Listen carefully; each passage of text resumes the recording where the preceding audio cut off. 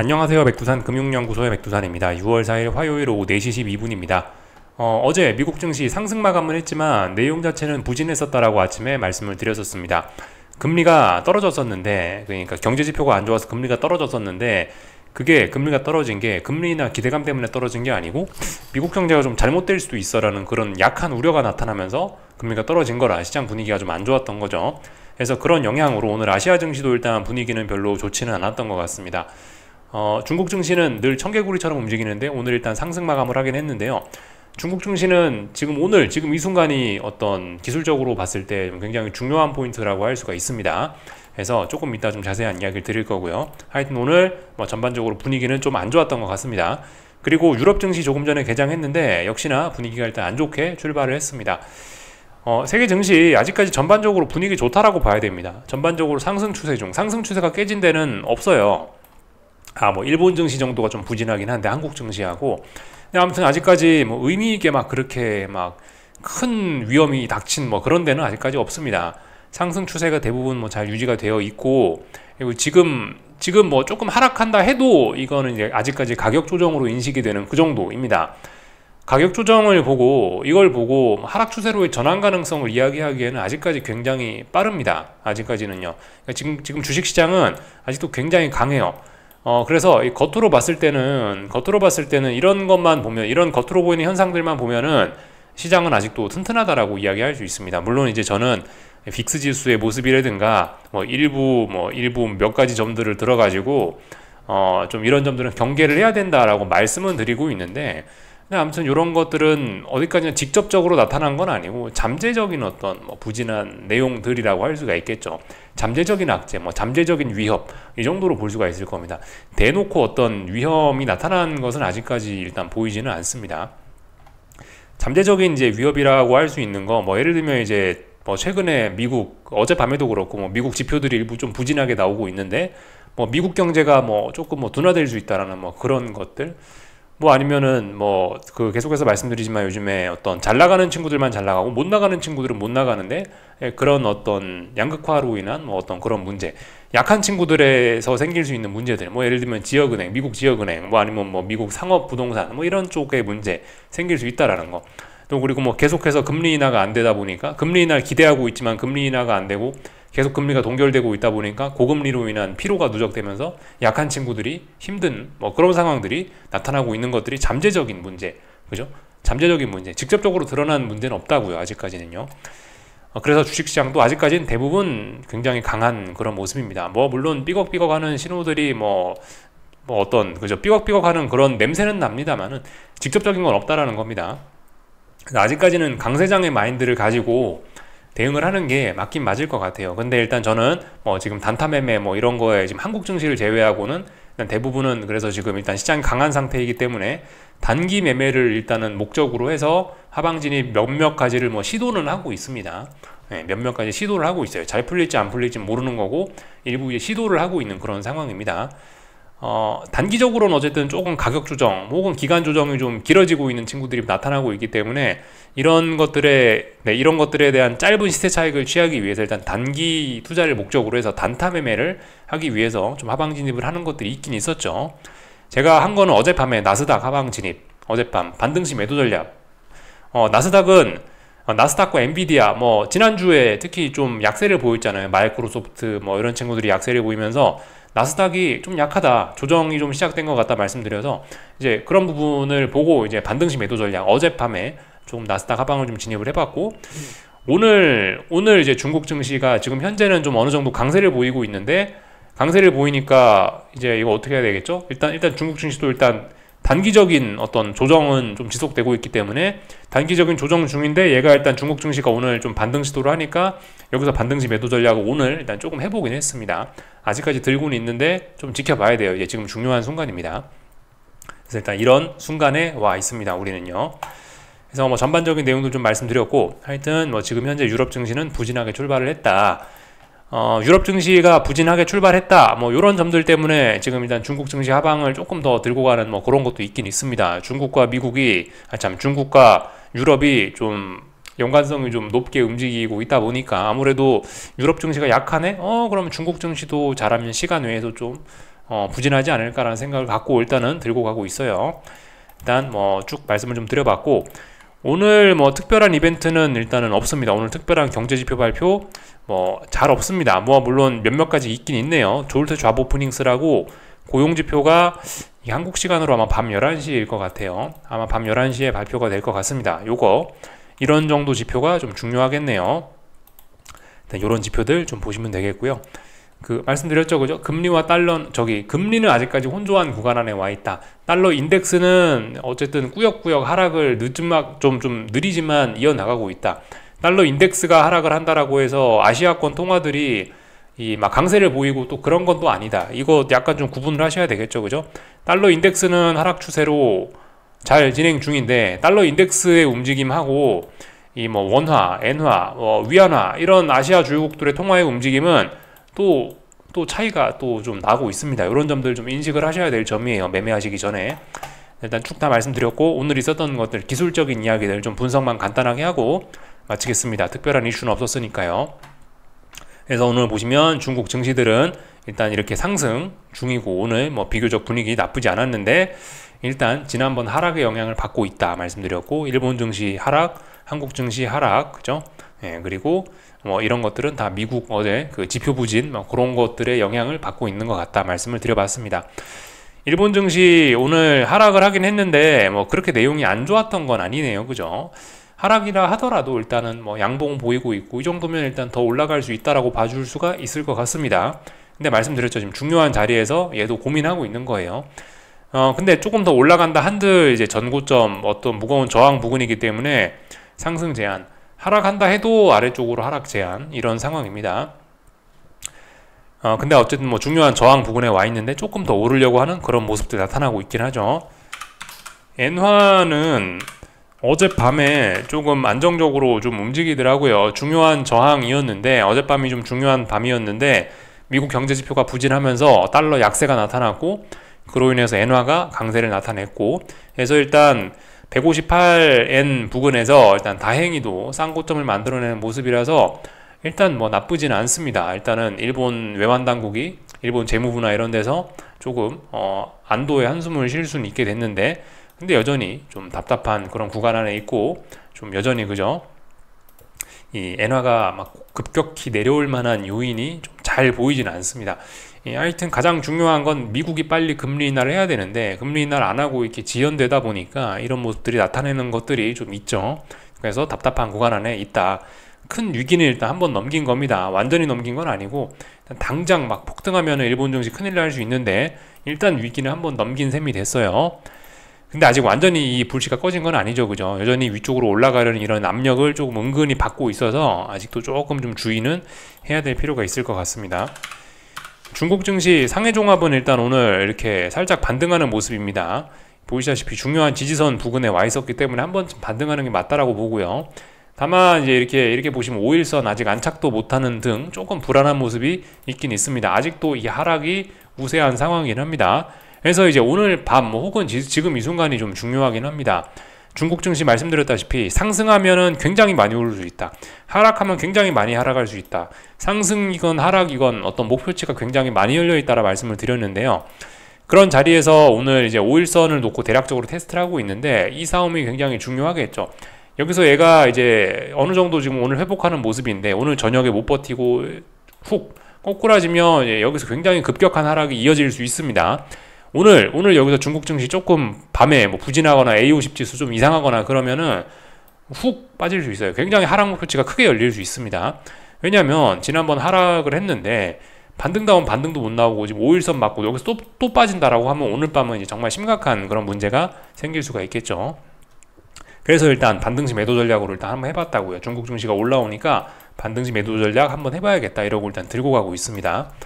참고로 제가 이제 미국 증시에 있는 ETF 가지고 이제 중국 증시를 하고 있는데, 대표적으로 이제 이거 보시면 되는데, FXI라고 일단 이거 보시면 되는데, 이거 지수 기준으로도 오늘 5일선 테스트를 했어요. 5일선이 대략적으로 이렇게 내려오고 있는데, 지금 시간 외에서 계속해서 지금 이 이 봉, 어제 나온 이 음봉을 계속해서 검증을 하고 있습니다. 그래서 아직까지 뭐 5일선을 완전히 넘어서고 뭐 그런 건 아니고 중요한 자리에 테스트를 하고 있습니다.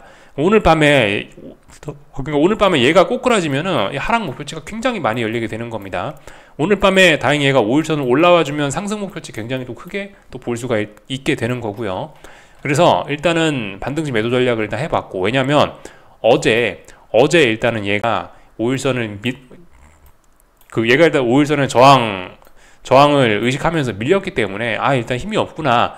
일단 어제 나온 이 봉을 믿고 반등시 매도 전략을 일단 오늘 했고요. 그래서 일단 지금 기다려보고 있는 그런 상황입니다. 아직까지 포기는 하지 않았고요.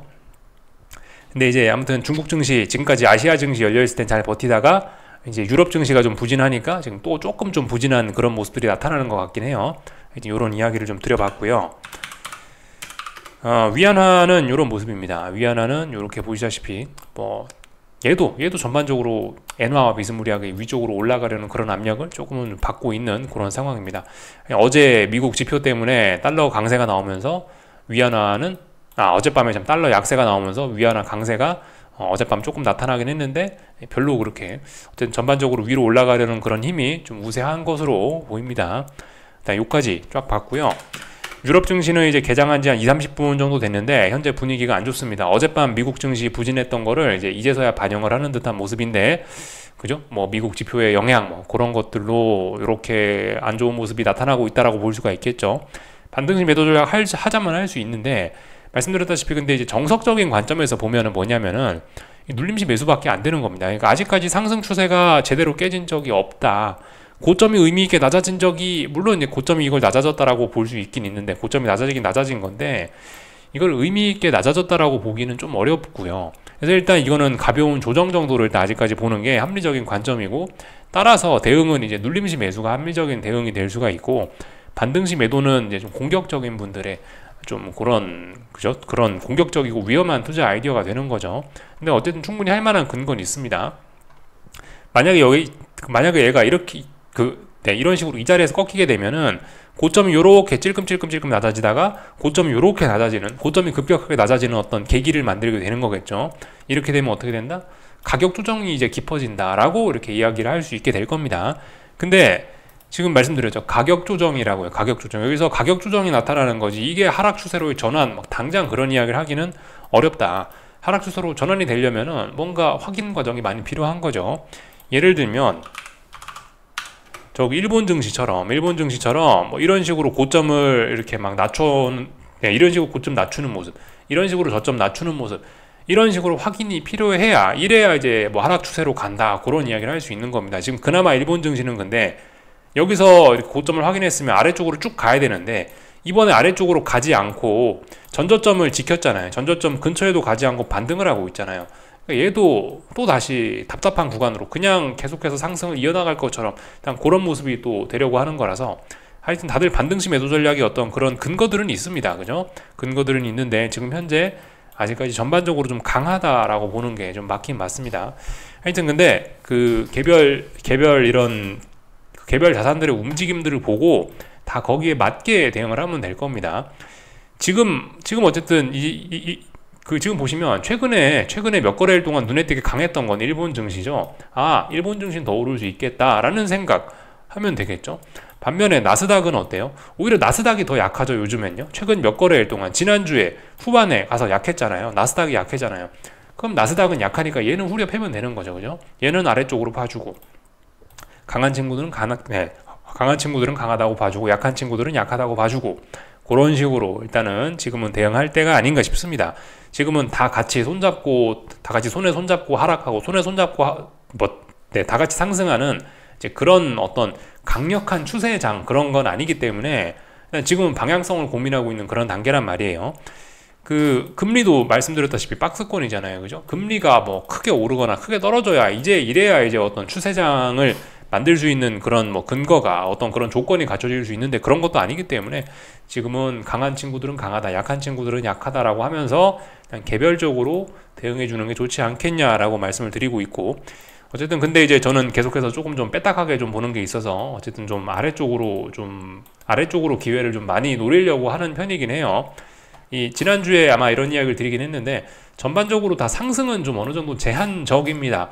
중국 증시는 상승으로도 많이 열려 있긴 한데 중국 증시 제외하면 사실 위쪽으로 상방이 많이 열린 증시는 잘 없습니다. 대부분 다 목표치가 아래쪽으로 크게 열려 있고 위쪽으로는 조금만 열려 있습니다. 그래서 아래쪽으로 목표치가 좀 크게 열려 있기 때문에 아래쪽을 보는 것도 있고, 하여튼 그래서 좀 전반적으로 저는 아래쪽으로 좀 치중을 해서 일단 보고는 있어요. 지금 현재는 이 유럽 증시가 개장한 뭐 그런 안 좋은 분위기 등으로 인해서 뭐 미국 선물들 전반적으로 분위기가 다 안 좋고 뭐 그런 것 같습니다. 달러 강세도 나타나고 있고 그런 것 같은데, 하여튼 어제 지표의 영향인지 채권은 계속해서 강세, 그러니까 금리는 계속해서 떨어지는 그런 모습들 보이고 있네요. 하여튼 지금 유럽 증시 개장하고 나서 구리가 더 많이 빠지고 있고 국제 유가가 더 많이 빠지고 있고 뭐 이런 부진한 모습들이 나타나고 있습니다. 하여튼 중국 증시 좀 기술적으로 지금이 중요한 자리라서 베팅은 해놨는데 어떻게 될지 모르겠습니다. 오늘 밤에 이제 그 부분을 저는 좀 중점적으로 좀 볼 생각이고, 하여튼 나스닥도 베팅 해놨으니까 어떻게 해야 되나 일단 계속해서 지켜볼 생각입니다. 다 말씀을 드렸고요. 한국 증시는 오늘 뭐 부진했네요, 그죠? 뭐 미국이 뭐 안 좋대더라, 뭐 그런 이야기들 때문에 한국이 좀 부진했던 것 같습니다, 그죠? 그래서 코스닥 5일선 다시 붕괴시키고 있고, 어쨌든 계속해서 하락이 우세합니다. 그래서 반등시 매도 전략이란 이야기를 드리고 있고요. 지금 보시면 코스피는 여기 쪽에 이미 든든하게 고점 덩어리를 하나 만들어 놓은 거라고요. 그래서 싼 고점 만들어 놓은 상태 이기 때문에 이거는 뭐 일단 좀 안 좋습니다. 대신에 하락도 제한적이에요. 일단 하락도 일단 여기까지만 일단 목표치가 현재 짧게 봤을 때 일단 이까지 열려 있는 거고, 대신에 그죠? 이 1년 넘는 상승을 이어나왔단 말이에요. 1년 넘는 상승을 이어왔기 때문에 여기서 지금 의미 있는 쌍고점을 만들었기 때문에 여기서 하락을 하게 되면 목표치는 근데 조금 잠재적으로 좀 크게 열릴 수 있다는 거죠. 그런 점을 좀 주의해야 되겠다 이거고요. 하여튼 잘 빠지고 있습니다. 차분하게요. 코스피가 워낙 요즘 변동성이 크기 때문에 좀 들썩들썩 하는데 그런 거에 심리적으로 너무 흔들리시면 안 된다, 뭐 그런 이야기를 드리고 있습니다. 코스닥은 오늘 강했네요, 그죠? 코스피가 약해서 더욱더 강했던 것 같습니다. 하여튼 코스닥은 재밌는 게 일단 이 하락에 대한 어떤 목표치는 아직 완전히 충족된 것으로 보이지는 않는데, 근데 여기서 일단 단기 바닥 정도는 만들었죠. 그러니까 어떻게 해야 돼요? 일단 하락 추세 중에 단기 바닥 정도 만들고 외가 위쪽으로 올라오겠다라고 하니까 현금 비중 확보하는 게 정석적인 대응이 될 겁니다. 뭐 여기서 주식을 매수한다 뭐 그런 거는 일단 하락 추세이기 때문에 솔직히 잘 모르겠고요. 뭐 예를 들어 위에서 하방 진입하셨던 분들은 이제 현금 비중 확보, 어쨌든 이래저래 현금 비중 확보하는 게 좀 일반적으로 많은 투자자분들이 할 수 있는 전략이라고 보여집니다.